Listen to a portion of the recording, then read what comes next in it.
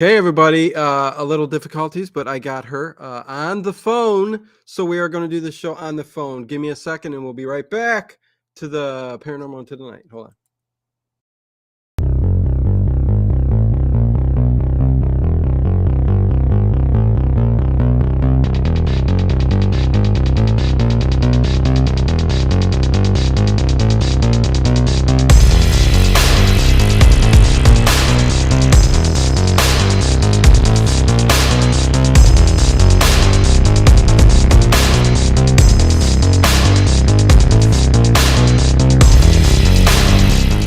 Is it just me?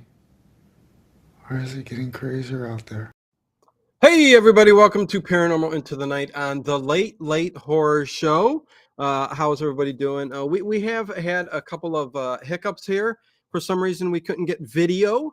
She couldn't enter the browser stream on the phone, so I have her on the phone. So she will be here, and we will be able to talk to her. You just won't be able to see her. So you're going to have to look at my mug and all my toys here up in the front of the screen. So, but I did want to get this in and talk to her because I got a lot of questions about this New Orleans and vampires in general and her take on the new series, Interview with the Vampire. There's lots of things to talk about, but make sure you guys hit that thumbs up button. Make sure you go to the description box below where her link to her books are, which are New Orleans Vampires, History and Legend, Haunted America. And she also has another book, Josie Arlington's Storyville, The Life and Times of a New Orleans Madam. And that it kind of all goes together. Actually, I think they started right off with the new Interview with the Vampire series in that Storyville. So it'll be interesting to talk to her maybe about that a little bit. So, yeah, with that said, let's get into talking about some vampires. Let me say hi to everybody really quick. Everybody is in the chat. Connie Clary, Edward Stewart, Jimmy D, CM, Vicky. Who else is here? Kathy, Ginger, WWM, Edward Stewart. Harry Scott's here. Stairpike's here. Rich Cat Ranch is here. You guys all know who you are. One big blanket hello to all of you. And please send out your prayers, you guys, to Terrence. Anybody who knows Terrence here in the chat, definitely send prayers his way. Something happened. I got to get more information. His daughter found him laying down and he's in critical condition. So prayers to him, friend of the channel, Camilo Bastidas, if I'm saying that correct. But let me go ahead and bring in Marita Crandle. How are you doing? Did I say the last name okay? Yes, you did. Thank you. I'm so sorry I couldn't get this to work. And I'm sorry about your friend as well. Well, thank you very much. Yeah. Thank you for having me. Of course, of course. And hopefully, everybody in the chat, definitely let me know if her sound is coming through okay, because this is via telephone. Cell phones are a little bit better quality. So hopefully, this is being picked up very good. But Marita, you are a busy, busy woman. And we are going to get deep into vampire lore. That's what I got you on here for. But heck, come towards the end of the stream, we can talk about a whole mess of things. But what Okay. what the heck? And again, you guys, go get the books. They are so good. Honestly, Marita, the Josie Arlington Storyville book is an excellent book as well. So Thank you. yeah. Well, actually, I wrote both of the books in preparation for my novel, which is a vampire novel based on the Carter brothers, one of the vampire legends. And I wanted a love interest for Wayne Carter, and I wanted her to be a madam. So I started doing research, and I fell in love with Josie Arlington. And the more and more I read about her, the more I got interested. And I presented it to my publisher to have a book just about her. And luckily, they agreed. So it is kind of interesting that they chose the Interview with the Vampire to take place during Storyville time, because that's my Carter brothers actually run the cribs for Josie Arlington, which are the little tiny rooms that they used to have that were really disgusting and awful for women. But oh yeah. Yeah, so it kind of takes place at the same time, which is, I mean, it's good and bad, but Right. And I think, well, originally Christopher and Anne were writing the script together, Mm-hmm. but this doesn't. And so I'm watching it. It doesn't sound like anything that Anne wrote, and so I think. You mean the series? The series. Yeah. Okay. Yeah. When AMC purchased it, I think they took a lot of liberty with it, and Yep. but I like it. I mean, I think it's great. I think they did a good job. It's Okay. just, I don't know. You have to really separate yourself, from, like the same with True The Blood. When you books. read the books, a lot of people didn't like the show, and you just have to take it as a whole different thing, Mm-hmm. So I like it. I think they're doing a good job with it, and it's fun to watch, and that's the only important thing. Okay. Well, yeah. I mean, listen. I am such a big fan of Anne Rice's Vampire Chronicles and the Mayfair Witches. And when I saw, again, you have to disassociate from the novels because it's so different the way they're portraying the characters and everything else, right? Right. So it's hard for me. I will admit it. It's very, very hard for me for the characters. Yeah. But listen, it looks like a beautiful, like the set designs are great. The period piece, they got all that down. It's just the Yes. characters, and it's when you're like your favorite character of all time in any vampire story I've ever read is Lestat. It's tough. It's tough To see him in any other way other than the way you picture him in your mind. You know what I mean? So when I think Lestat, I kind of like Lestat, I like the actor that plays Louis, and I like other things he's done. Yes. But I do not like him as Louis. That's the only thing I don't mind Lestat. Right. But Okay. Louis, I just don't see him as Louis. I just don't. No. I want to, and I just. No, 100%. No, he is not the Louis that I know, and it's very odd. Listen, he's an up and coming actor, and they're giving him a chance, and the way things are going in the world right now. So I understand the reasoning behind them casting these people for the roles, but again, I don't know. Anyways, I'll tell you. Wait, real quick. Okay. The one thing that I think is. I don't understand. I Yeah. really don't understand. And I like the fact that they went back, like in the future, it's the same reporter and, Louis comes back to him, but it doesn't make any sense that he would retell him the exact same story again. And that is driving me crazy. He already went through it. He already did all this. Yes. So why are you going back? I love that they had him come back in the future and be like, hey, remember me? I think that's really creepy. I just got chills thinking about it, Exactly. But then go to the next step, not go backwards. Like, wait, you missed this little sentence I said, or that doesn't make any sense. None of that makes sense. Yeah, no, I didn't like that. You're right. You're right. It's a reimagining. Okay, so they're doing their best to reimagine the story. And yes, it's hard to believe Anne Rice, and even Christopher had maybe Christopher, but maybe Christopher. Yeah, but Anne did. I know she didn't. Right. I mean, no. Yeah. Okay. Anyways, moving on. Yes. Can we talk about one thing that I love so much? You sure can. Reginald the Vampire. Have you seen it? What is it? Reginald the Vampire. Original the Vampire? Reginald. Reginald the Vampire. No, I have not seen it. New show, Sci-Fi Channel, every Wednesday night. I power watched it, and then I was going to watch it last night, and that new episode's out. I think it was episode 6 that came out last night. Okay. And it reminds me of a friend of mine who wrote Fat White Vampire Blues that takes place in New Orleans. If you want a good book and a good laugh, I tell you, it is brilliant. Fat White Vampire Blues, and then the sequel is The Bride of the Fat White Vampire, and they are absolutely original, hilarious. You will laugh out loud. But Reginald the Vampire is a fat vampire, and It's really original, fun show to watch. So if you haven't seen it, I highly recommend it. Okay, very cool. I'm always looking for vampire shows. Listen, there's another one, Let the Right One In, and that's I love that. Yeah. That's a Showtime, I believe, right? Yeah. Wait, you mean it's a series? Yes, they've made a series No, I did not know of that. the movie Let the Right One In. Yes, and I believe it's a Oh, Showtime series. So definitely check that one out. Uh, okay. yeah, because that's one of Wow. my favorite vampire movies of all time. I love How Let the will I Right. ever get any more work done? Exactly right. There's so much to catch up on now.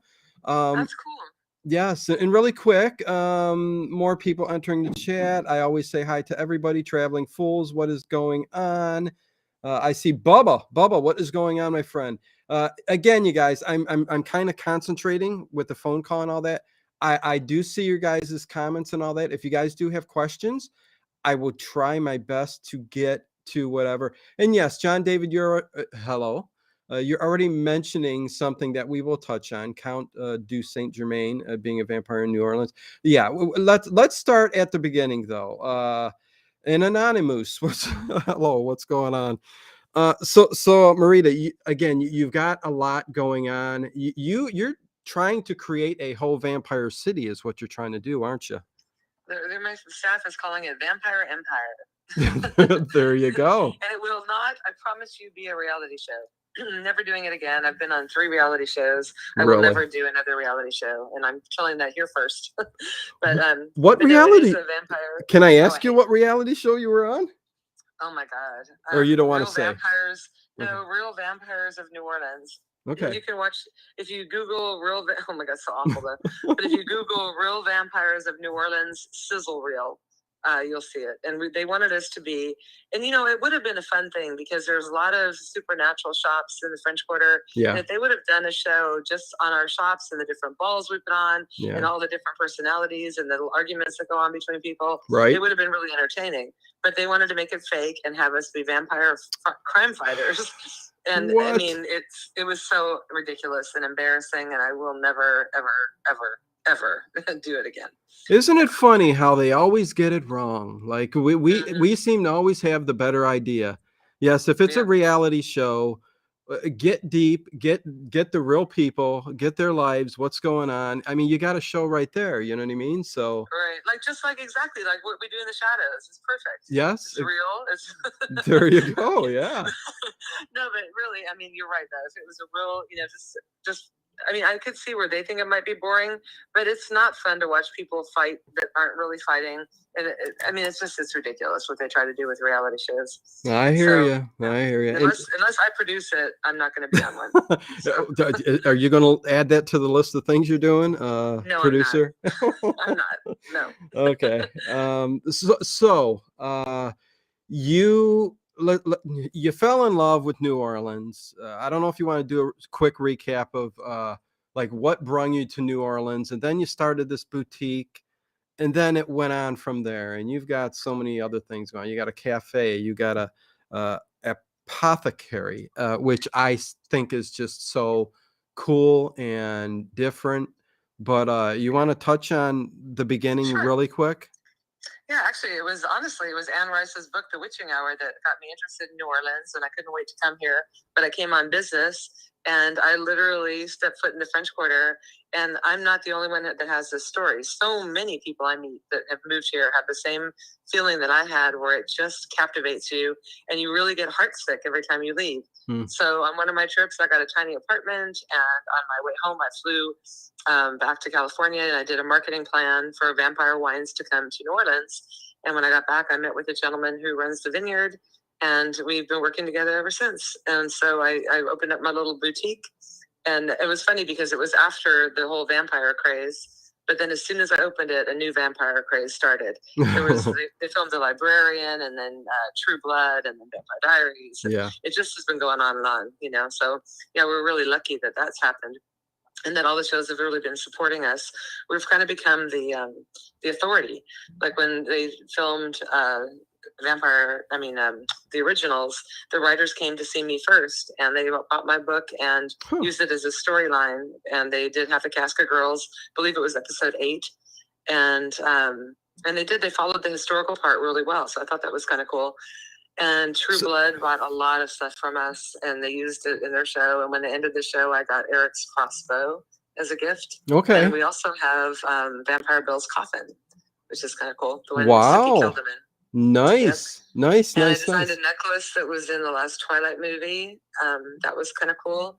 So And yeah, it's been what do really you fun. what do you think of Twilight? Listen, I banned somebody from mentioning it in the chat. No, I didn't. But anyways, So no, you know what? Honestly, it's a very romantic story, and I really like it.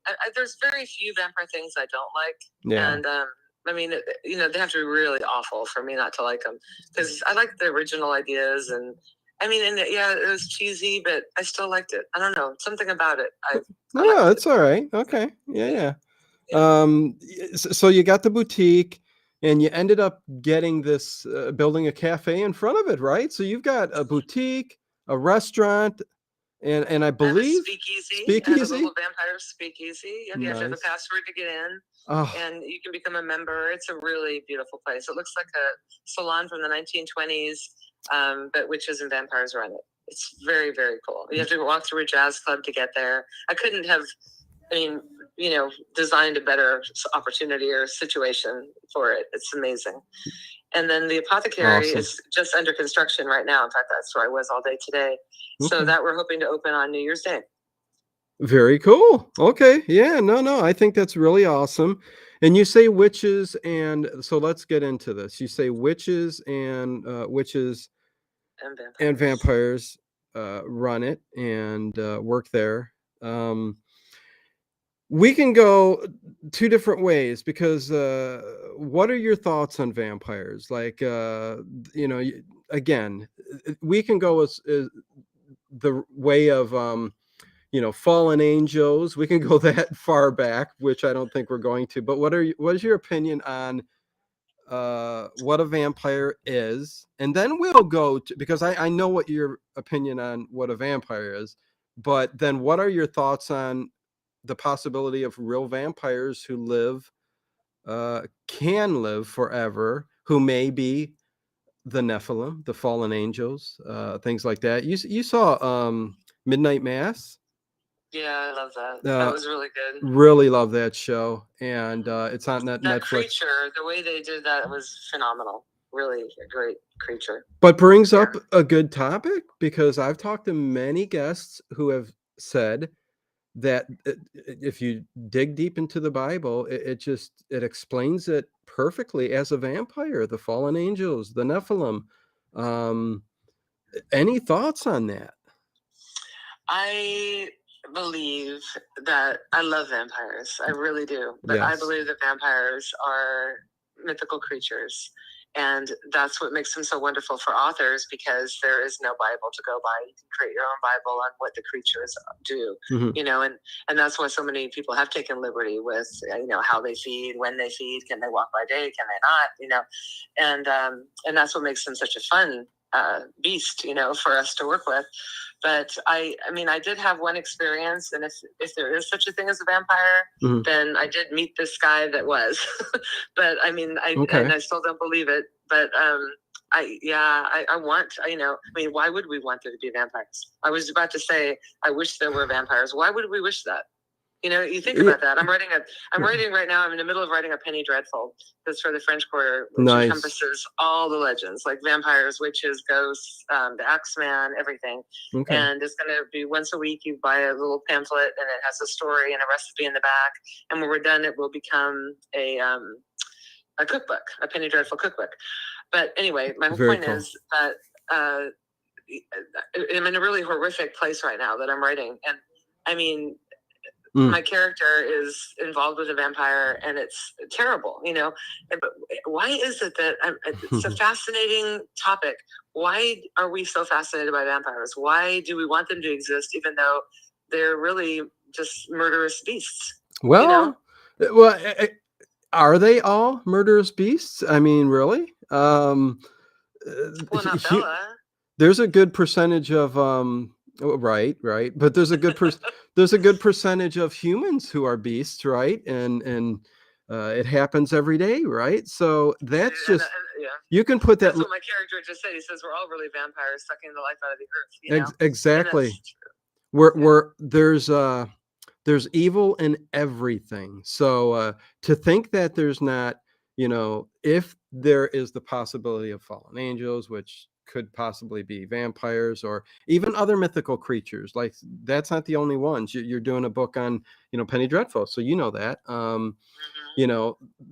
I think the allure of a vampire is just being immortal, living forever. There's just something about it. Yes, there's a romanticism to it. There's the heightening senses of emotions, whether it be love or just anything, so I think there's many reasons that people are attracted to the myth of the vampire. But again, you said, how about telling me about that experience with the person that you may think So this it's in the very back of my book, but it was a really weird situation. So my German Shepherd Elka would come to work with me every day, and the candle studio where we make candles was around the corner, and she would sit at the desk so I could see her. And if somebody walked in, she would sit up, so I knew somebody was there when I was making candles. And she never barked or anything. So all of a sudden, I hear her bark and growl, and I hear somebody walk in with a cane. And so I was just pouring wax, and I said, I'll be right there, and I was really nervous because I didn't want her, it was so out of character for her. So I finally finished, and I walk in, and I put my hand on her, and she's growling the whole time this person's in the room. And I can feel her, growling because I have my hand on her head. And it was just, when I tell you it was out of character, it was completely out of character. And so this man, he was very attractive, thin, dressed extremely well, like tailored clothes, beautiful cane, and about 40 years old, salt and pepper hair. And he spoke with a Romanian accent. And I kept trying to make it Italian or what, but it was Romanian. It was. Anyway, he pretty much ignored me. And I was really nervous, which I don't really get nervous, but I think it was him ignoring me, but also my dog growling. And so I usually, when people walk in, greet them and tell them, almost everything in here is handcrafted and all of our books are signed by the authors. And he just ignored me and was looking around. And all of a sudden he turns and he says, in a real accent, do you have the history of the vampire? And I said, no, because all of our books are signed by the authors, but that's a good idea. I should look into that. And then he says, I know people who would be very interested in this.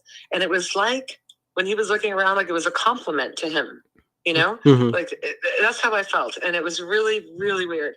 And then I said some more stuff and he ignored me again. And then he just walked out. He didn't even say goodbye. He just walked out. Well, my shop was a really dumb choice. It was my very first shop. And it was all the way down a carriageway that ended in a big mirror. So there was nowhere to go to the right. And you had to walk pretty far down to get back to the street. And I had windows along the front side. So as he was walking out, I saw my husband walking by the windows.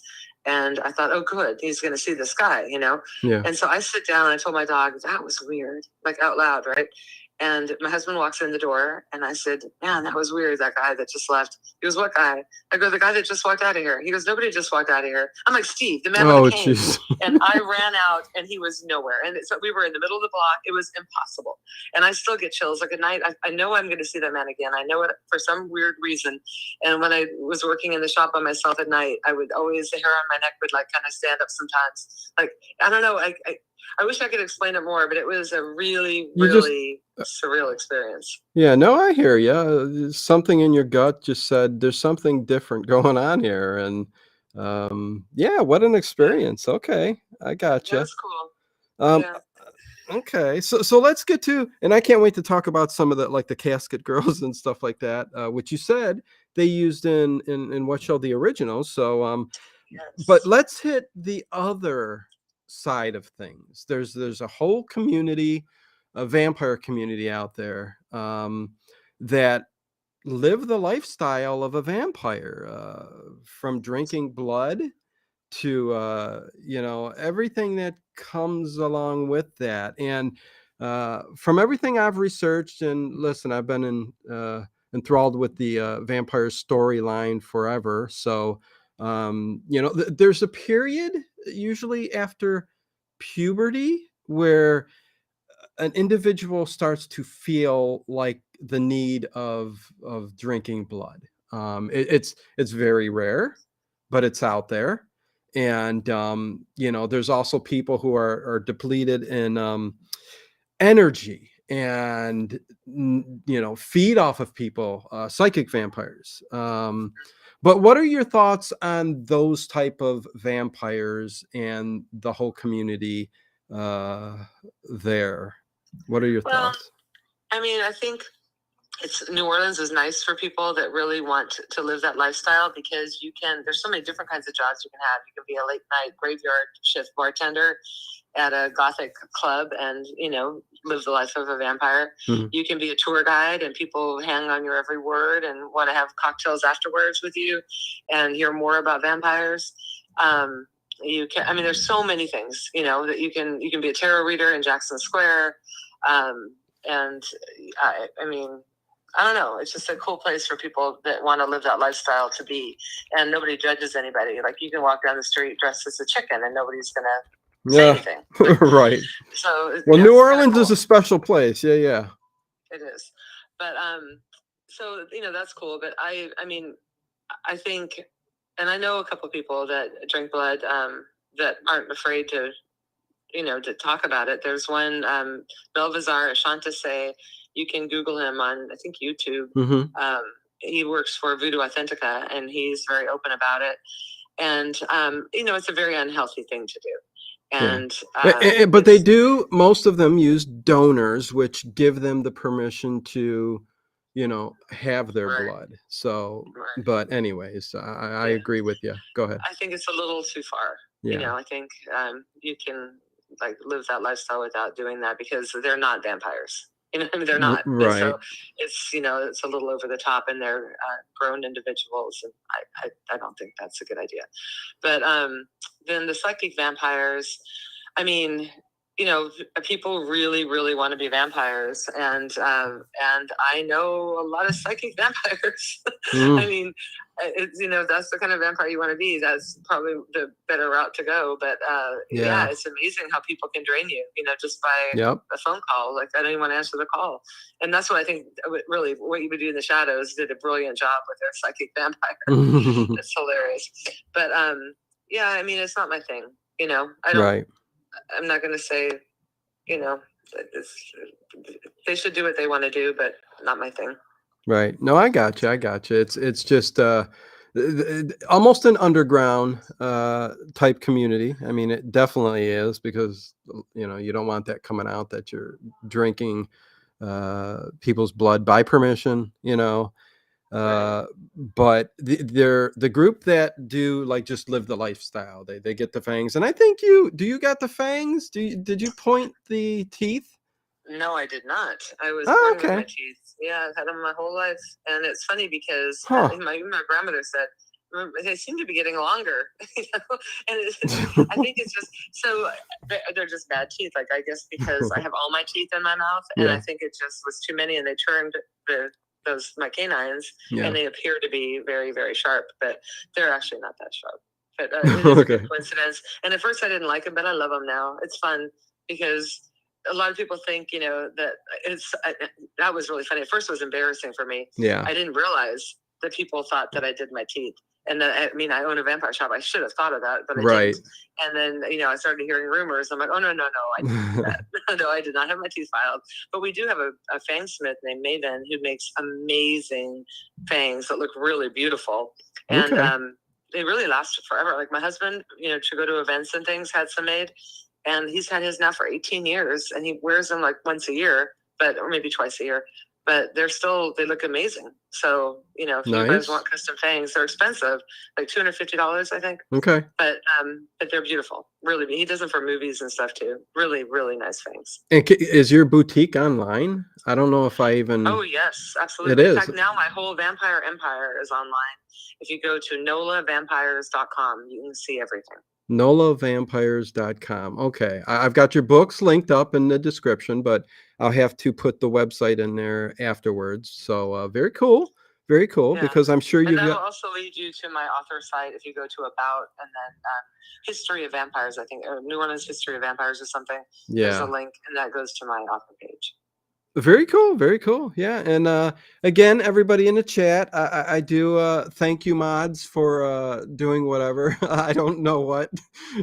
When you get troll, YouTube is just, they love trolls. And Rich Cat Ranch just put the link right there to NOLA Vampires. Thank you very much. www.nolavampires.com. Thank you, Rich Cat. And yeah, somebody said this is getting to be, and this is somebody I've seen on here before, getting to be a watered down version of Art Bell. Listen, what is wrong with you people? And Marita, I say it how it is most of the time, Sarah, on the chat. So people are ignorant sometimes.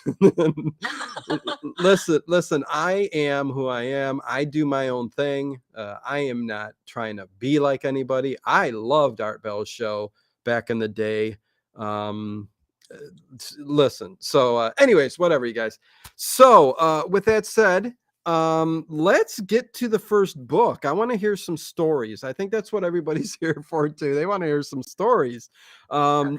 New Orleans Vampires, History and Legend, Haunted America. The first one I'd like to definitely touch on is the Casket Girls. I'd love to hear the story about that.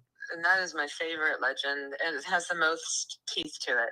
So I was, mesmerized by the fact that, well, first of all, the reason I wrote the book was because tour guides, every single one that went by had a different story. And that wasn't very cool. And so History Press actually approached me about writing it. And I thought, well, I'd be crazy not to. And so as I, dove into it, when I do research, I really do research because I really want to know the truth. So I didn't want to ruin the legends, so I don't do that in the book. But I tell you everything where the legend came from. Okay. So I wanted to know when they were first called the Casket Girls, if they ever really truly were, if it wasn't, or if it was something that, the history tour guides made up. So the fact is that they absolutely were called the Casket Girls because they came to New Orleans with like trousseaux that were called caskets. And in France, actually in America, it was the only place where a casket was actually a casket.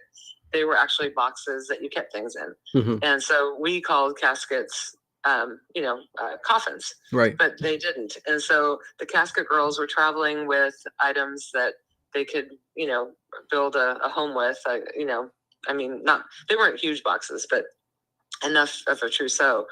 And so the legend is that on the way over here, there was this horrible person, Sister Gertrude, who was in charge of them. And there were really quite a few of them, many more than I had ever anticipated. I want to say, gosh, now I don't remember, but something like 33 of them. And they came from a horrible place called Le Sepulchre, which was a mental hospital, a prison, and an orphanage. And so, they were thinking they were getting away from something horrible, and they found even more horrible situation because they were here to wed Bushmen, or what they call them, woodsmen from Canada. Right. And the Ursuline nuns apparently, and they didn't really, but the legend is that they because they were responsible for women, and that the girls were turned to vampires on the ship, the Baleine, that they still felt responsible for them because they were turned under their care. And so to this day, they're housed in the attic of the convent. And something really, really cool happened to me. So if you go to my author site, which is my full name, MaritaCrandle.com, and go to the research tab, it's something they wouldn't let me publish in the book. The convent wouldn't let me, but I put it on my website. Okay. With pictures and everything. So it was my day of having a private tour of the Ursuline Convent attic. And I'm one of the few people in the world that's had that tour. I mean, they really keep it under lock and key. And the shutters are closed all the time. And now and then one will open up and they immediately close it tight again. And that's true. And so when I went, my guide let me stay on the second floor for a while, which was filled with books from the 1700s, all in French. Like, it was really a cool experience. Anyway, then we went up there and she left the lights off. And the French Quarter is very small, and the archives are very large. Mm-hmm. And so you would think that up on the third floor, where there's apparently nothing, they would be full of files and monuments and, the statues and everything. Yeah. But it was empty. and the slats on the wall, it was daytime, and it was a super rainy day, but light was still coming through the slats. And this one room had holes in the floor. I have a picture of it on my website. I think there were like 6 holes, just big enough for coffins. And then the lights through the slats were like laser beams. Like if the coffins had been there to keep the, vampires at bay. Like it was the coolest sight ever. And then there was one room that had all the floors were wood, but one room had brick floors, and it had a door that had a little like a door that had a window, and she said that was so the nuns wouldn't get hurt. They could just slide the food through, and there were chains in the back of the room. And I'm like, oh geez, like from what? What were they going to be hurt from? Vampires? And she said, well, they did keep the mentally insane up there. And so, but the chains were still there, and like, I mean, I'm telling you. And then I got to stand behind the shutter where the light was coming through, and I have a picture of that too. It's my favorite picture. And I just stood there. I didn't want to leave because it would be like, that everybody looks up at the shutter from the other side, and I was like where the vampires are standing, and it was such a cool feeling. Like that was really remarkable. Yeah, remarkable thing. To feel how it would be to be a vampire with the sun beaming through the boards. No, that sounds very, very cool. Any like haunted activity going on there that you know of? Do people go in there and investigate, or they won't let them? No. Okay. They won't even talk about the casket. They won't talk about ghosts. They won't talk about anything. They just say no, and they go on to the next topic. But there's a rumor, and I researched this, and I couldn't find this anywhere, but it's on the tours, that in the 70s there were girls that did a experiment, like a documentary about the convent, and that they were found drained of their blood in front of the convent, but I couldn't find anything about that. So, did you say when this happened? Like what year was this? It was in the 1700s. 1700. Okay. From Lithuania. Okay. Boy, I tell you. And then the next legend would be Saint Germain, which he, apparently had a house on Royal Street. And I did research to see if that was his house. So he may have rented it, but he'd never owned that house. But people say they still see him sometimes walking around town. And he was, 1500s, 1500s? Wait, now I always get this wrong, and I'm terrible about this. Thought it was 1800s, no? Okay, so you're right, the 1800s, but he spoke in the 1800s as if he had lived in the 1500s. There you go. And apparently he did that again in the 1900s. He, it spoke like he had been alive, in the. Yeah, he was referred to. He was they said this is the same guy who was around in the 1800s, but he was walking around in the 1900s. So they believed him to be the same person, which was this kind of sophisticated gentleman, which was definitely a very cool story, but no documentation. He would throw lavish parties. Yeah. And, apparently one night a girl jumped off his balcony because he bit her. And the police came, and he said, "Look, I don't know what she's talking about." And he was so affluent that they said, "Okay, well, tomorrow just come to the police station and we'll sort it." And he never showed up. And then when they broke into his home, there were bottles of wine that were half full of human blood and half wine. Wow, many of those. So that's kind of cool. Sounds like Kolchak. The Night Stalker. I miss Kolchak. Oh well, luckily you can see most of them on YouTube, but the series is fantastic. They got the DVDs out or something. You can get your hand on them, but Kolchak's awesome, man. But it sounds just like that, you know what I mean? If you picture it in your head. But but a very, very cool. How about the other one which really touched? Yes, those are the 3 top ones, right? You always get asked about, probably. Right. Well, if you think about it, the French Quarter is a very tiny neighborhood, and the fact that we have 3 vampire legends is pretty cool. I do have another vampire story, though. So there was this really beautiful older German woman, and I'm German, and she and her husband had an iron shop. So they sold like the horse heads that they have on poles to tie your horse up to, like antique ones, all kinds of trim and stuff, really cool things, door stoppers, and a lot of fleur-de-lis and stuff like that. Anyway, I befriended her a long time ago, and one day I was bringing her, I used to rescue dogs, and I did a calendar, and I was dropping off my dog calendar to her, and I said, I'm about to finish my book about vampires. And she goes, come here. You can't tell anybody I told you this. And she's gone now, so she won't be mad at me. Okay. But she said, I saw a vampire once. She says, when we bought this house, so the shop was on the bottom floor, and they lived on the upstairs. And so when we bought this house, we were sleeping, my husband and I heard something, and I looked up, and there was a man standing at the foot of our bed, and we had long black hair, wearing a long coat, and his eyes were glowing red. And she says, I poked my husband. I said, wake up. And he wouldn't wake up. He finally woke up. He turned the light on, and the man was gone. And he never believed her. He says, oh, you were sleeping. And she goes, I know when I was sleeping. I wasn't sleeping. He was sleeping. Mm-hmm. I know what I saw, and I know that I saw a vampire. So I thought that was that's like a real, Well, she referred to making that up. Yeah, she refers to it as a vampire, but that could also be a spirit or entity. I mean, a lot of what serial killer? Anything, right? But the fact that it wasn't there when the lights went on. That's true. And his eyes were glowing red. You're yes. Right. It could have been anything, but she felt it was a vampire. Wow. Yeah. Okay. Well, yeah, vampires. Anyways, yeah, that sounds very cool. How about the Carter brothers? Let's talk about the serial killers. The Carter brothers have the least meat to my research, unfortunately. I really tried to find as much as I could. Okay. But I did find in that time frame, like if they had lived at that time, a lot of really interesting things. So, in my opinion, if I were a vampire at that time, I would have befriended barbers, and they were barber surgeons, and they had the barber poles out front to alert you that they did let blood there. Yeah. So that's what barber poles were. They were just really red and white, and America added blue to it later on for patriotic reasons. But all across the world, they were red and white, and that let you know that was supposed to be their blood in the towels, swinging or flowing in the air. Yeah. And so, I thought that was cool that the Carter brothers had lived in that time and befriended barbers.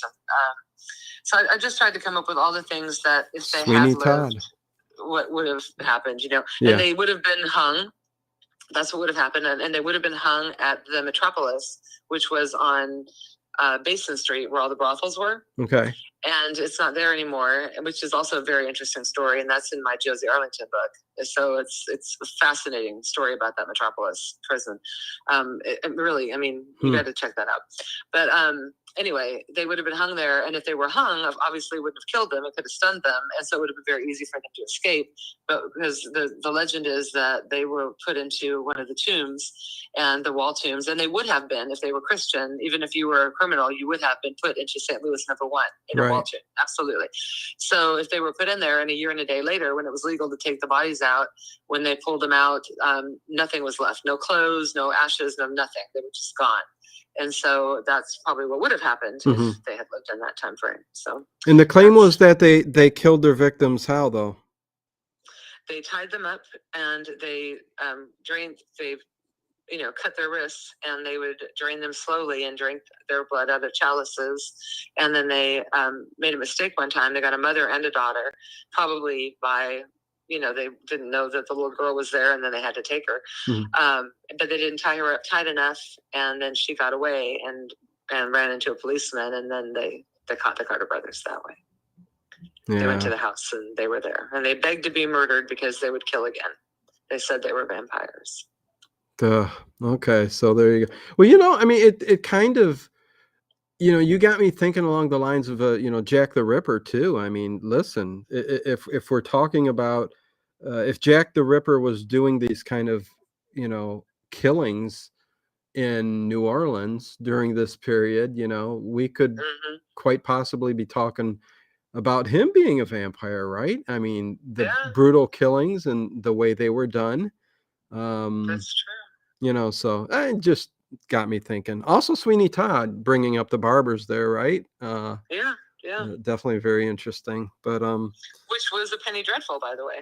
Sweeney Todd was the Penny Dreadful. Yes, yes. Which we'll touch on a little bit of that if you don't mind when we get to it. But any other kind of stories you want to touch on there? Is that kind of the big hits on the vampire lore there in New Orleans? Yeah, it really is. There's just those three legends, and then the two that I told you about, the stranger with a cane and the little German woman. There was one artist that I had that said that she saw a vampire once in the French Quarter that was just jumping from walls, like up and down walls and stuff.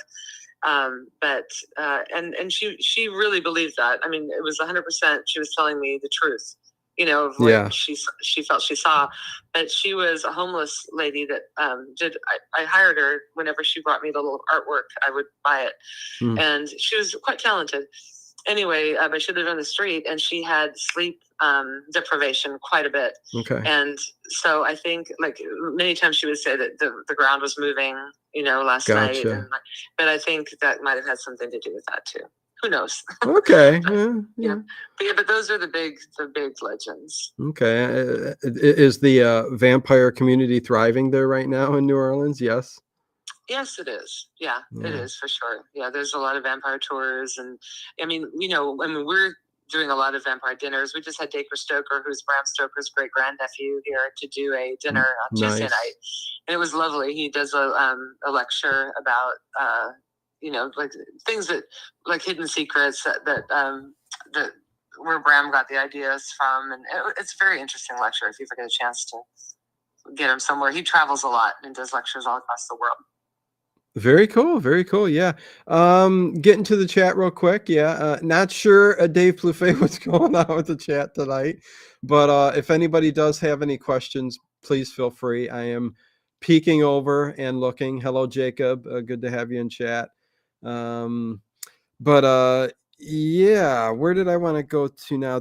You mentioned something. I heard it in, I forget what interview I was listening to, but is it the speakeasy or the cafe where you actually bring out drinks in blood bags? Both, actually. Both. Okay. And also the apothecary will have those too. We have both sangria, which we import from Spain, and that's through Vampire Vineyards. Okay. And we also have a vampire vodka pomegranate lemonade one, and they're delicious, and we really can't keep them in. I mean, we can't fill them up fast enough. It's amazing. Excuse me. Uh-huh. We had 150, well, actually 200 trick-or-treaters from the local schools come by, and all these little kids are walking around with lemonade blood bags. No. This is really fun to watch. Yeah, that is very cool. Yeah, but it's fun to watch people walk around. One day I drove up in front of the cafe, and there was a family. The mother and father were drinking the sangria, and the kids had little, non-alcoholic ones, and it was really creepy. Like, it was a cool, creepy scene. Wow. Yeah. And all of when you're in the cafe, all of our drinks are named after blood types. So it puts you part of in the experience. So rather than ordering like a martini, you're ordering an A negative, Yeah. And so it makes it a lot more fun. So if I came to New Orleans, you are the first person I got to go to, but where would I go? Name the street. Where should I hit first? You should go first to Boutique de Vampire at 709 Saint Anne. Okay. And we have a map that has all the magical places in the French Quarter on it. Okay. So it's a beautiful, like, old map, and all the locations are drawn on. And it's some really cool places, like Muriel's Seance Rooms and Bottom of the Cup Tea Room, Hex, Old World Witchery, all the voodoo shops. It's a really fun thing. So there's I really like to think of ourselves as the magical concierge of the French Quarter. So definitely come to us first, because we will hook you up. And then we find that most people come back every day and tell us things they've done and ask for more stuff to do. And it's so much fun for me. That's where I get my thrills, is like making people's trips super magical. Oh no! Listen, you've got so many different things going on. The nightlife, have some dinner, get some curiosity items, and you got it all going on. So, congrats to you on all that. Also on our website for the shop, we do vampire adventures, and we take it as far as you want to go. So I've had 3 couples. What's that mean? Ultimate. So, well, as far as being true to vampires, so you can arrive by night, and we pick you up in a limo that's vampire friendly. You get your blood bags. The vampire has fangs. We put you up in a room. Now I have my own little secret hotel too. But we used to put people up at the Place d'Armes Hotel, and they have many rooms that have no windows. Okay. And so I had 3 couples that did this, where they only went out during the nighttime, and they did it in the wintertime, which I recommend because the nights are longer. But you do all kinds of really cool stuff at night, and I hate to give too much away because that's all right. Buy it, because it's not fun if you know what's going to happen, Right. But you usually leave with something really cool. Like there's one where you can build a vampire hunting kit, and then you leave with it, and you can do it. That one you can do in like 2 days. But wow. Some people, they've done. I have one couple, Pete and Karen, from Portland. They have done a lot of them, and now they always want me to run it through their trip. So because they were so sad when they did it in the beginning, and then it was over. And then when they got there and they did it at the end, they were like, I wish we could have done it the whole trip. So I'm like, well, I'll just weave it through your trip. And so you can do a little something every day. You don't even have to do it every day, but you'll start at the very beginning and you'll end the very end. And so that's really fun too. And you do this, you set this all up for them, and this is your thing. Yes, we have a casket girl adventure because my friend Elise, she wrote a brilliant book. It really is a series of 5 books. It starts with the Casket Girls, and it's YA, but beautifully written. Like really a nice book. And it has witchcraft in it too, and voodoo. Anyway, if you want a really good read, I'd highly recommend The Casket Girls by Elise Arden. It's Alys and then Arden. And you'll be hooked. Once you read the first one, you'll want to read them all. Anyway, my whole point is we have an adventure. So once you read it, she has so many fans, and they just want to be in her book. So now they can be. So you can do the Casket Girl adventure where you go and you look for clues that the characters leave you, and you go to all the places that they have gone. And it's really, you have to solve this major mystery. It's really cool. So we have many different ones, and I'm creating more and more. So okay, check one out. Very cool. Yeah, sorry, just checking the chat here. What is going on? Just because I got vampire in the title, it brings out the people. Anyways, very interesting. But no, listen, I have got to get there and take advantage of it. I've always been enthralled with New Orleans and the history to begin with, and then Lestat, Anne Rice's Vampire Chronicles, the Mayfair Witches. So, man, you are offering something really, really cool there. That's for sure. And hello, Carson.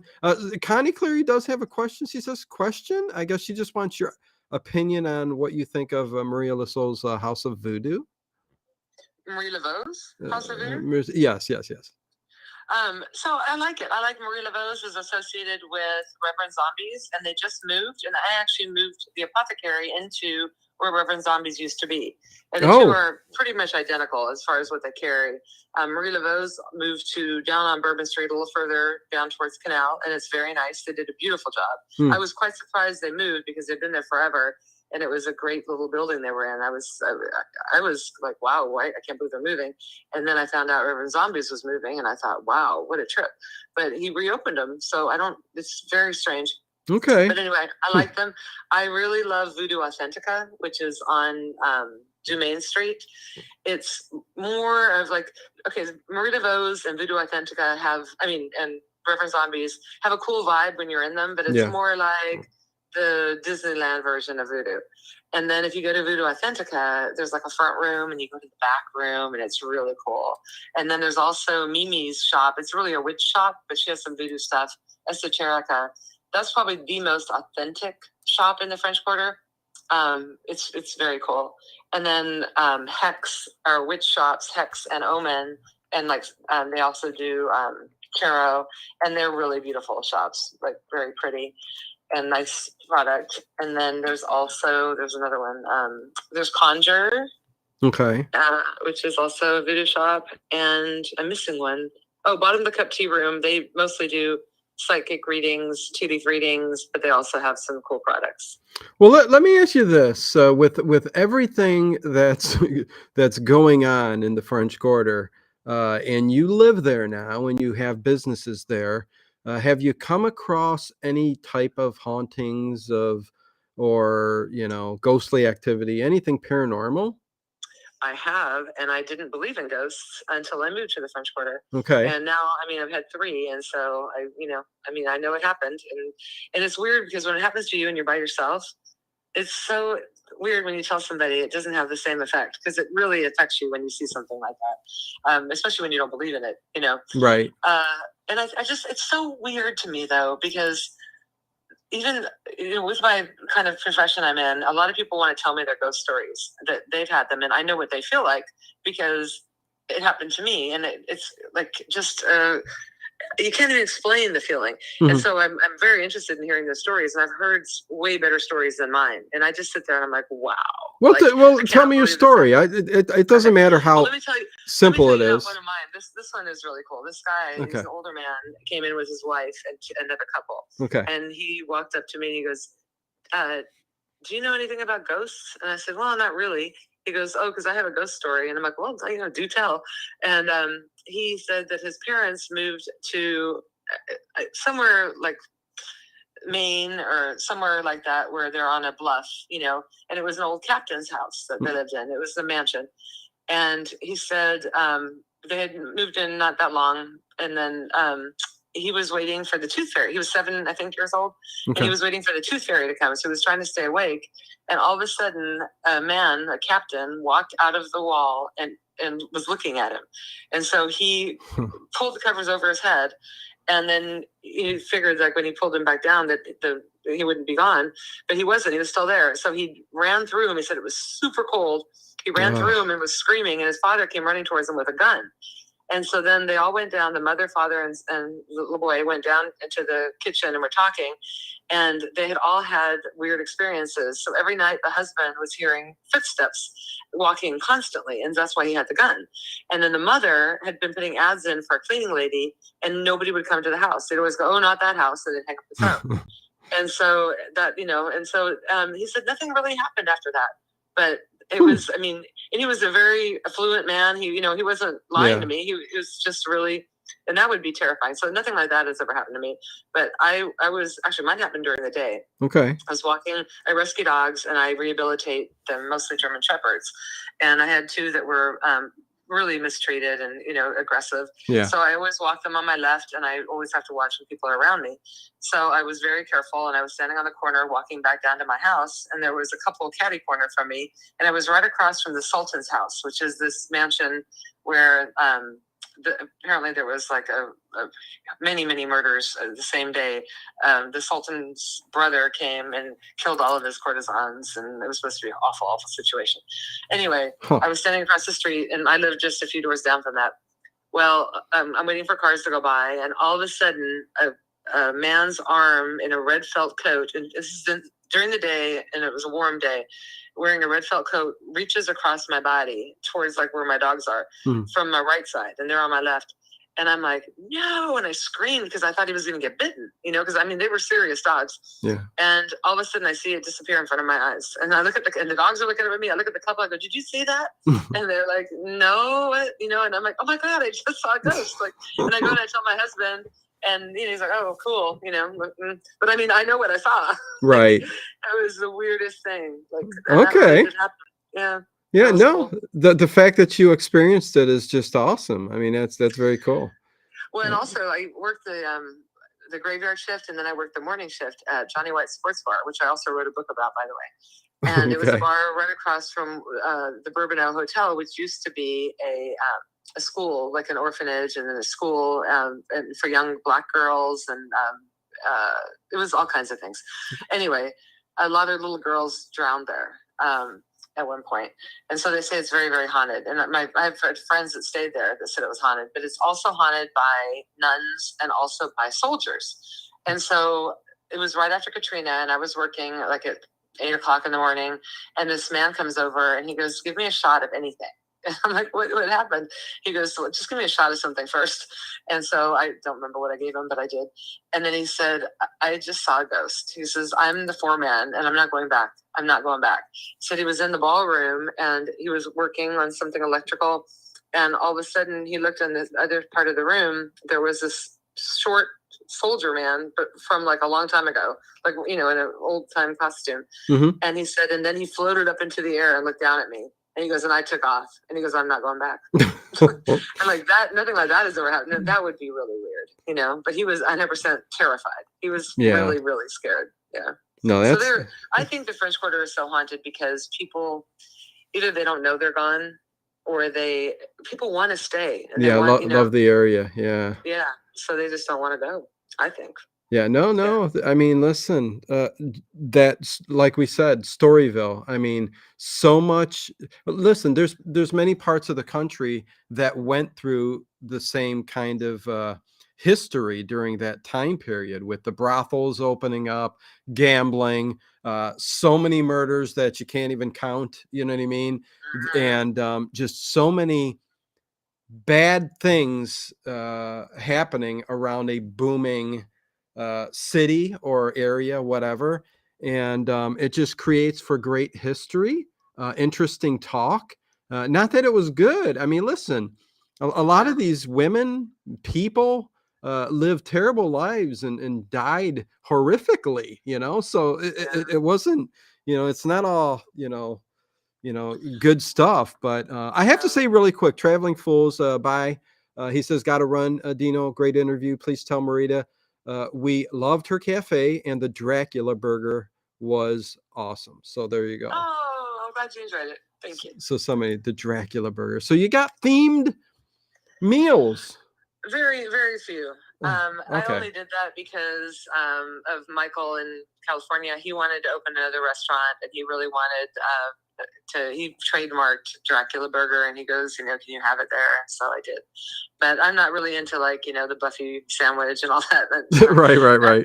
I really try to promote our local legends as much as possible. They're on our menu. And, it's more of we try to keep it more real. No, I hear you. The Dracula Burgers got to be rare, I'm thinking, or however they want it. Served rare unless otherwise specified. There you go.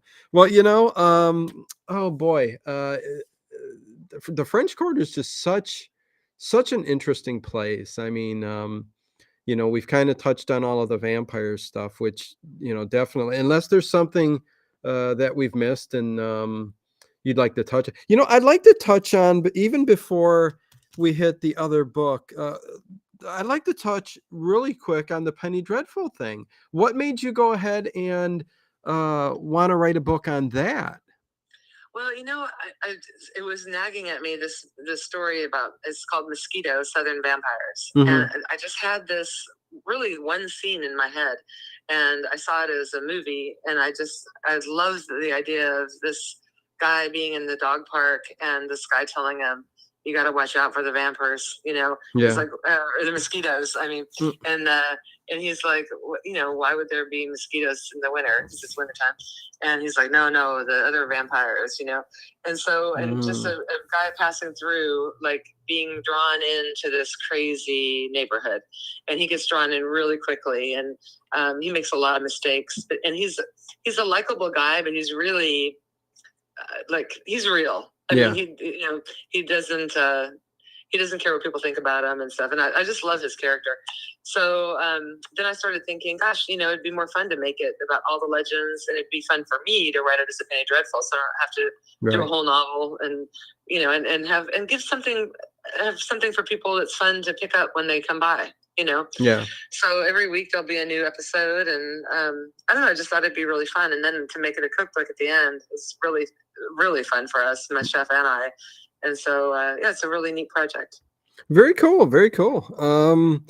Let's see. I'd like to talk about the other books, since you do got another book too. The Josie Arlington's Storyville, The Life and Times of the New Orleans Madam. So, yes, go ahead. That, I mean, it was like I said, I was just researching her to be a character in my vampire novel, and I tell you what women went through in that time. It was remarkable, and it was remarkable that they were able to turn such a horrific situation into a lovely situation for themselves. Josie really lived a fun life, and she was a businesswoman, and she paved the way for a lot of other women. Mm-hmm. And it was the only business a woman could really own. And, and all these other women were jealous of all these prostitutes that worked at the nice brothels like Lulu White's and Josie's. And they couldn't go to the places where they could go. So, in fact, one beautiful story that I love so much, and it shows a lot of Josie's character, mm-hmm. is these women were trying to, make fun of the prostitutes, and they made their husbands buy them masks and tickets to one of the Mardi Gras balls where only, prostitutes and men could go. Right. And so she found out about it, and she called the police and said, hey, I've got a word that there's going to be a lot of girls there tonight without licenses, which was against the law. Mm. And so all these women, socialites, wives of these men were arrested that night. And I thought that was awesome. Oh, boy. Yeah, she really turned the tables on them. But well, that's how they made their living, but, hey. Yeah. But I also found that I didn't realize there were so many things before Storyville. There was the swamp, which was the first one, and that was where the Central Business District is now. Uh-huh. And if you went into the swamp, the police didn't care. They wouldn't come after you. You were just stupid to go in there. Yeah. And it was all gambling and cribs and, just the worst. There were like 800 murders in no time at all. And it was just on you. Like if you went in there, that was stupid. So then they kind of broke that up. And then there was Gallant Street where the French Market is now.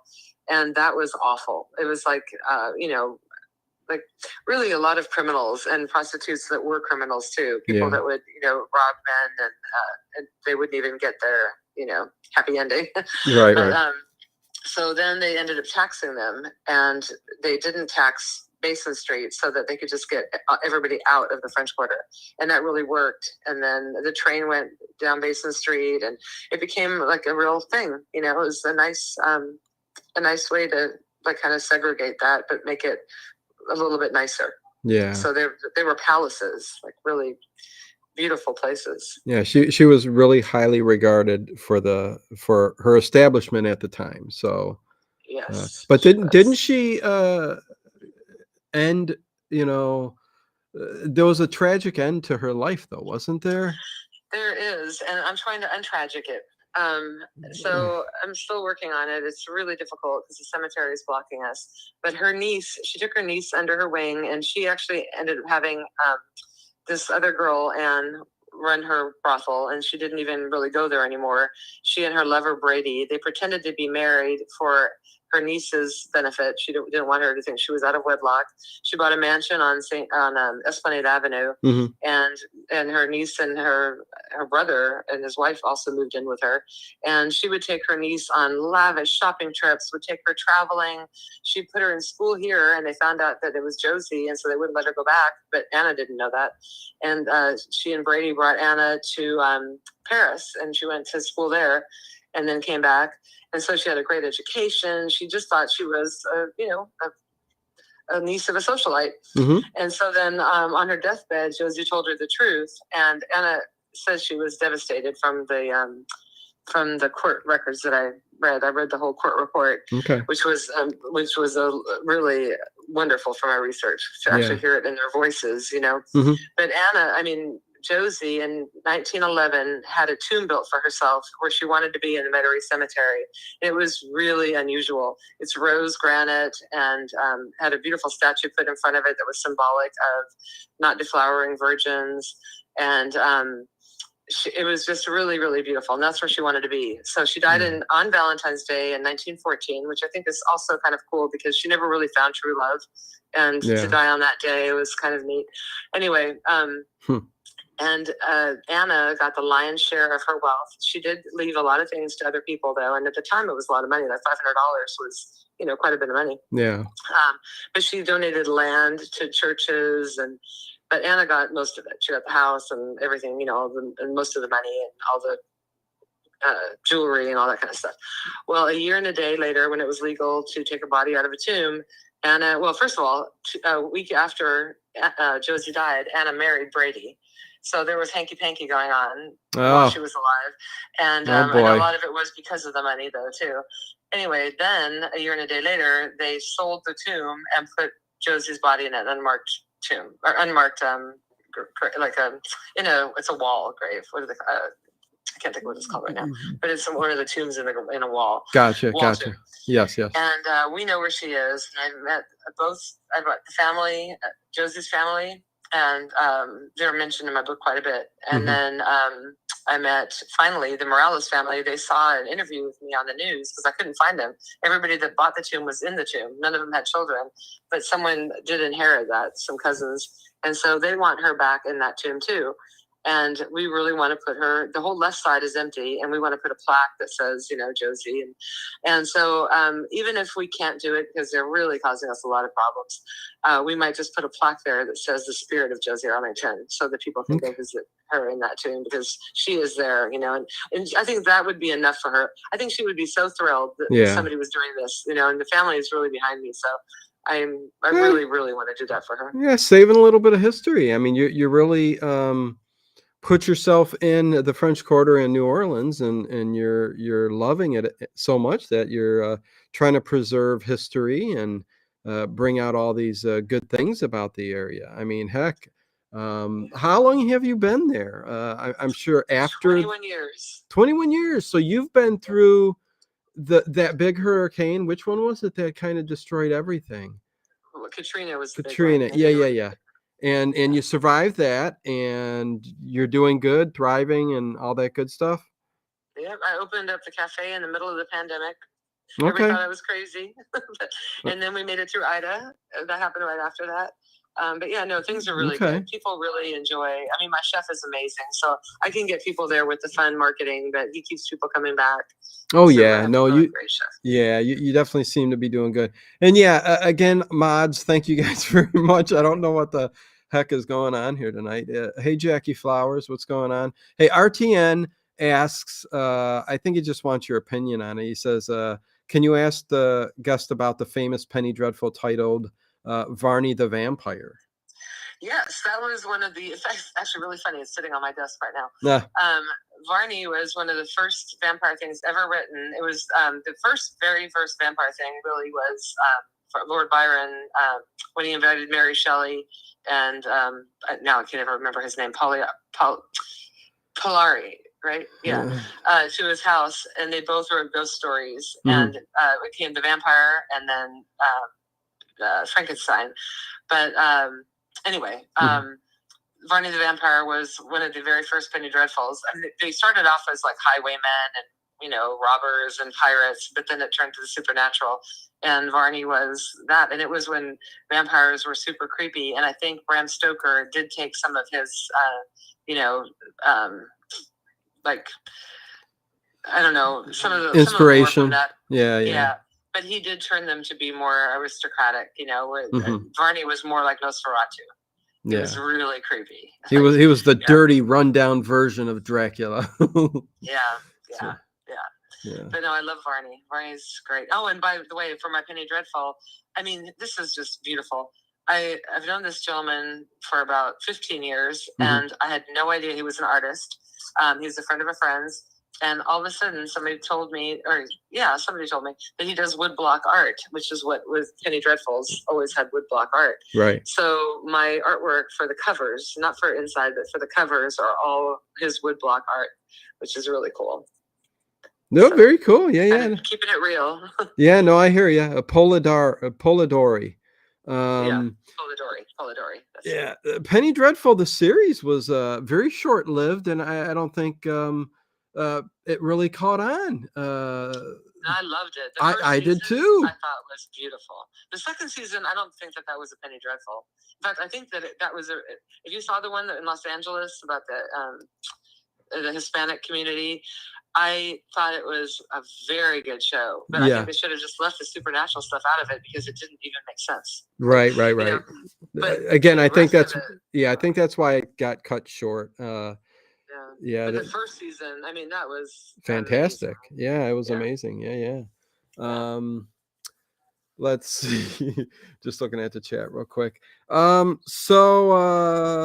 can I say here? So definitely everybody check out the link below for her books. And the website again is www.nolovavampires.com. Yes. Okay, so I got it right. That's from memory, people. It doesn't usually happen that way. I forget things real quick.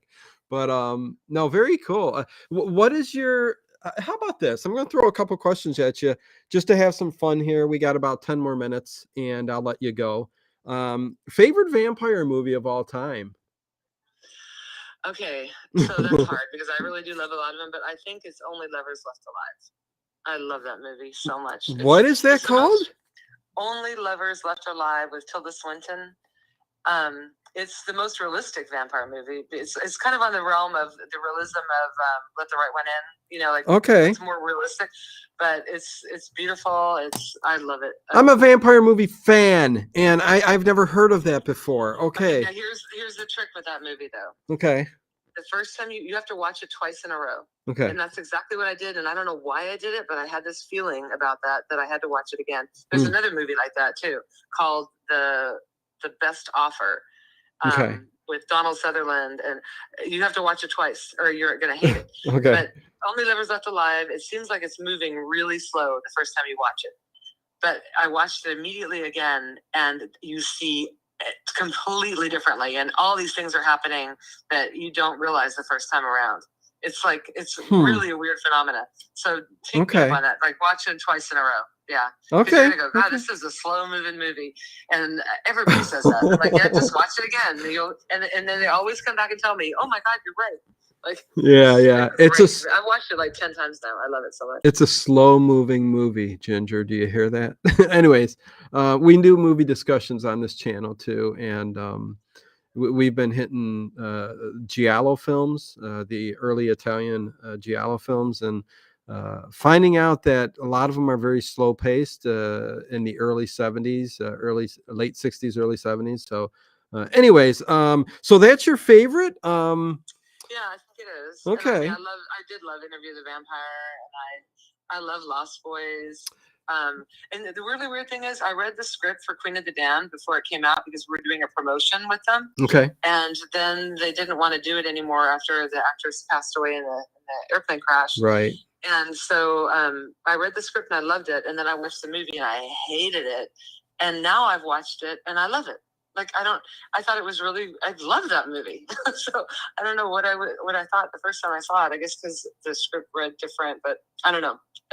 It's probably one of her better books too. It's a really, it's a good story. You know, yeah, I really like it a lot. Oh yeah, but yeah. My favorite Anne Rice book is The Witching Hour. That's what got me come to New Orleans. It's such a good book. So the witches got you first, right? Okay. Yep, The Witches got me first. Yeah. Listen, the Mayfair Witches is up there too. It is such a fantastic. The characters. I think what Anne Rice does so well is just bring you into each and every character and her description of their environment and the time period and you know, where things take place are just so fantastic.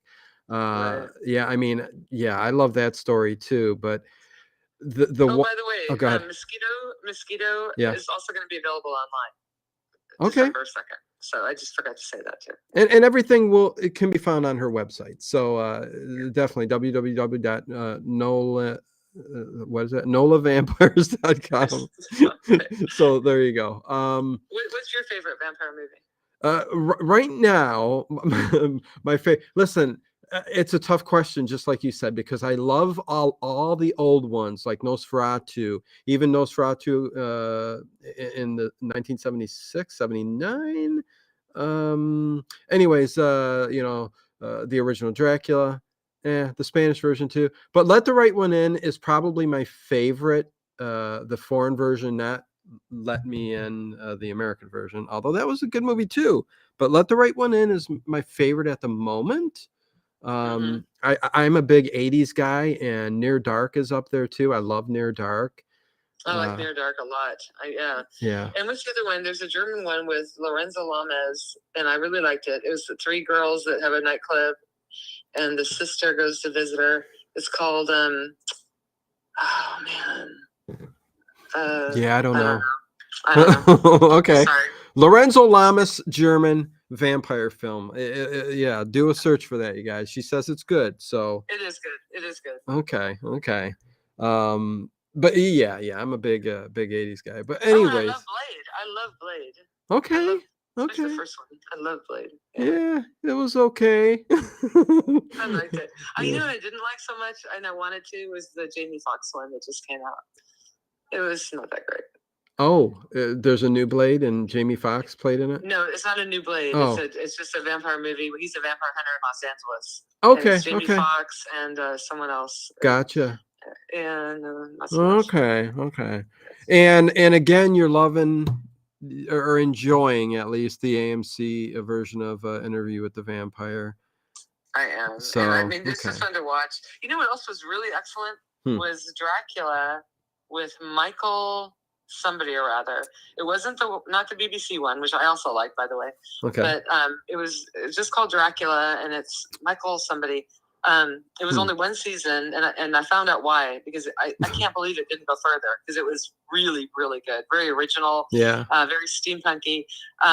Anyway, he had a drinking problem, and he couldn't make it, and so that's why they had to end the show. Really? Okay. Very good show. Yeah, just called Dracula. It was on TV.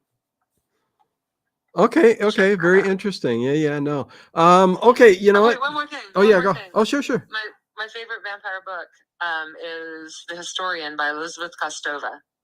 It's a beautifully written book. It's in any genre. I think it's the most beautiful book I've ever read. And it happens to be about Dracula. But it's really well written. And the name of the book is again? The Historian. The Historian. Okay. Your favorite vampire book out of the Vampire Chronicles?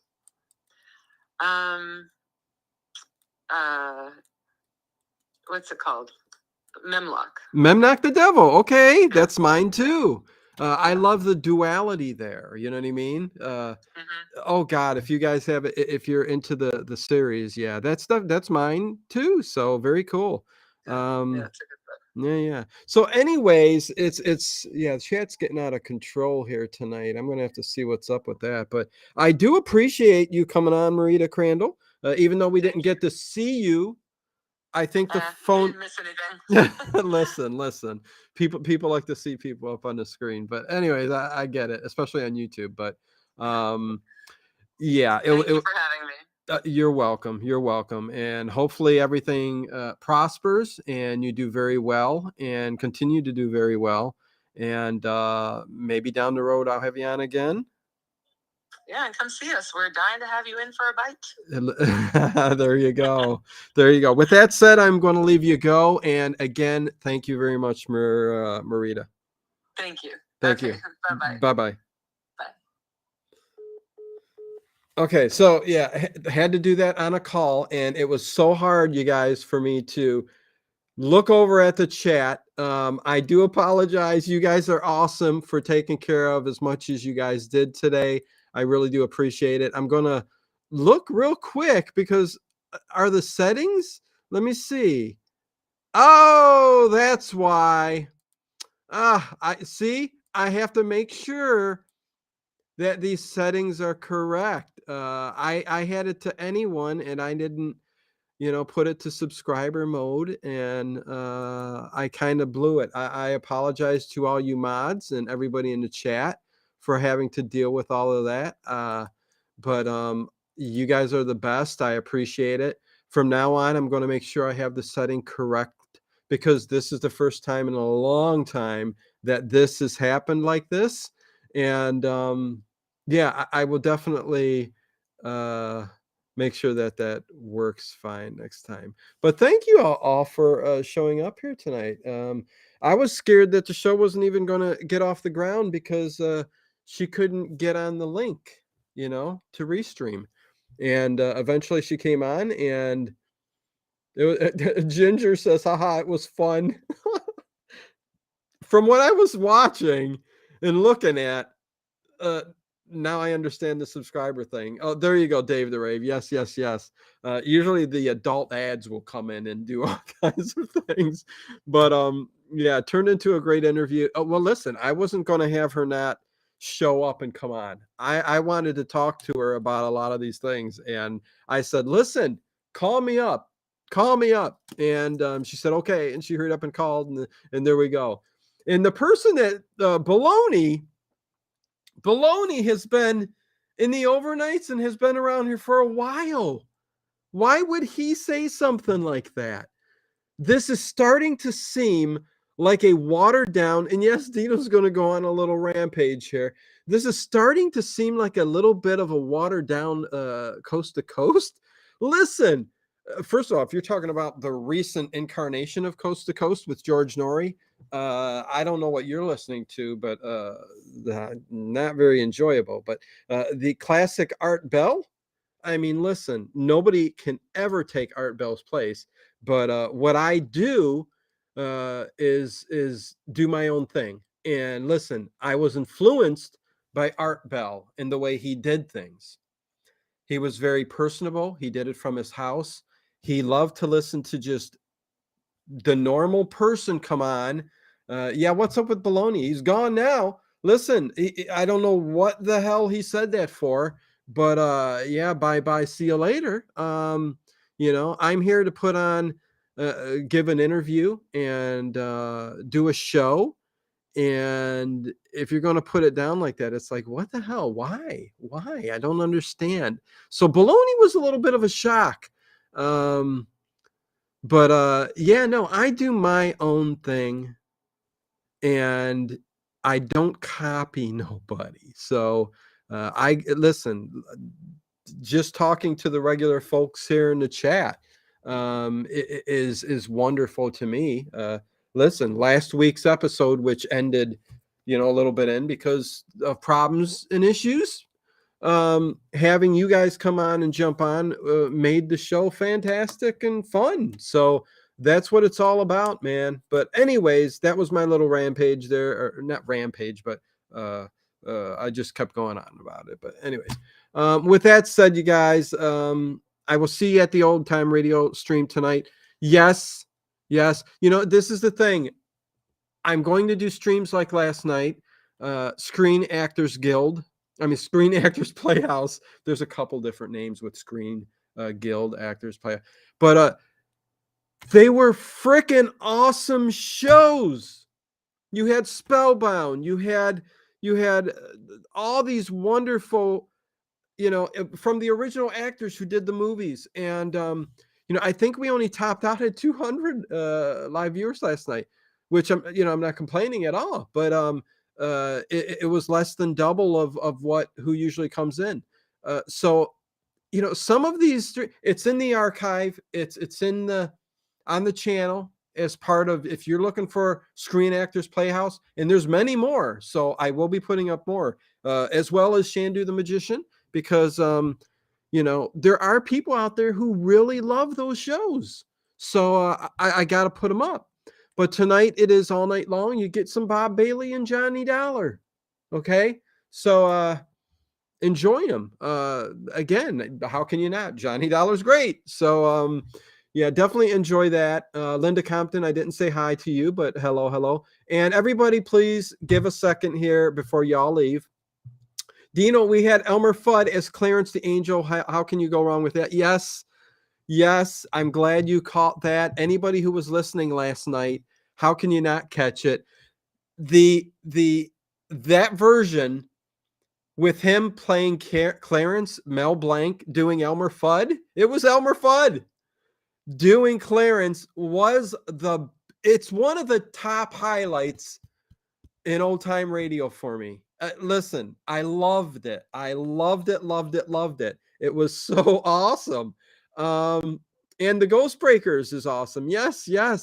I put on, and it was kind of an early Christmas because I also had It's a Wonderful Life and Miracle on 34th Street way later on. But there were a lot of film noir movies like Crisscross, Pitfall, stuff like that.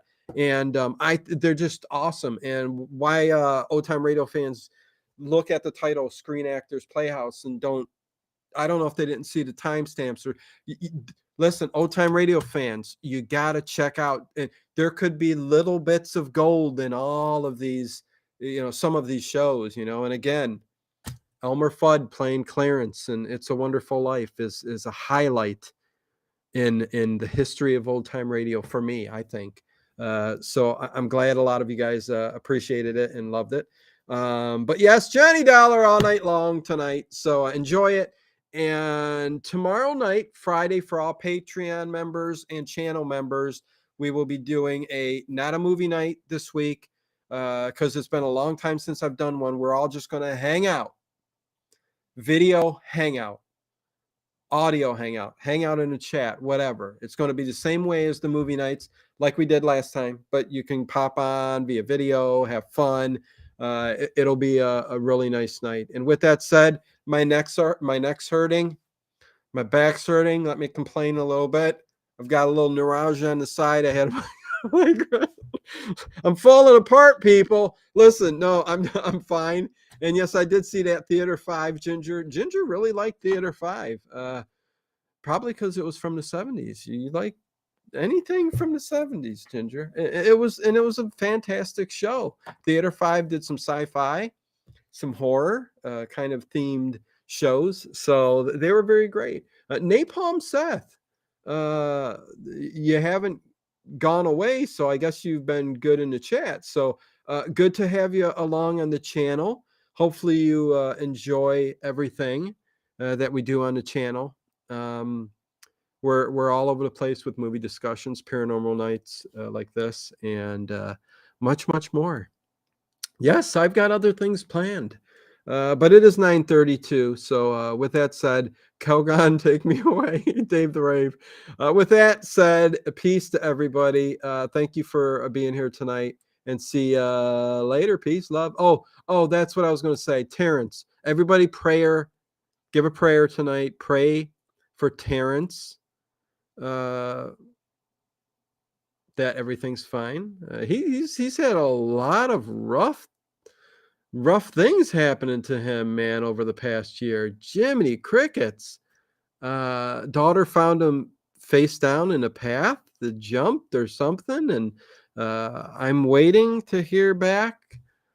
But much love to him, and send some healing light and prayers his way, and hopefully he'll be back real soon.